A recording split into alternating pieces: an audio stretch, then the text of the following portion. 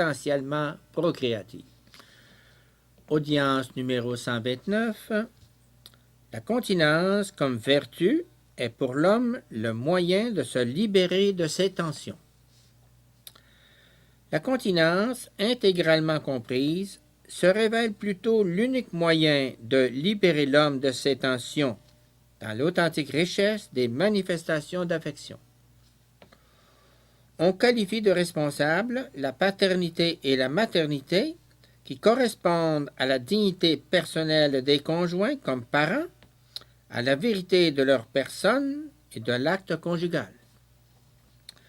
Il faut avant tout se référer à l'homme comme personne, au sujet qui décide de lui-même, et non aux moyens, qui en font un objet de manipulation et de dépersonnalisation.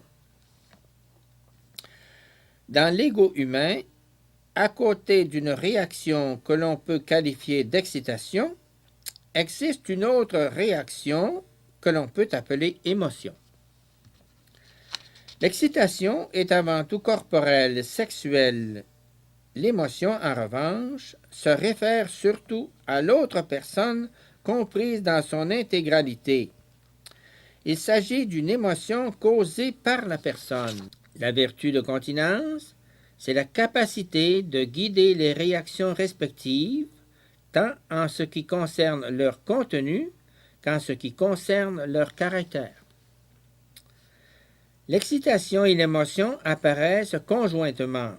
Parfois, c'est l'un des éléments qui prévaut nettement, d'autres fois, il y a plutôt un équilibre entre eux.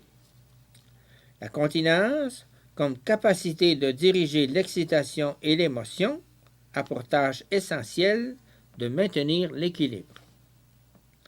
L'excitation cherche avant tout à s'exprimer sous forme de plaisir sensuel et corporel, c'est-à-dire qu'elle tend à l'acte conjugal. Par contre, l'émotion, provoquée par un autre être humain comme personne, ne tend pas d'elle-même à l'acte conjugal, mais se limite à d'autres manifestations d'affection.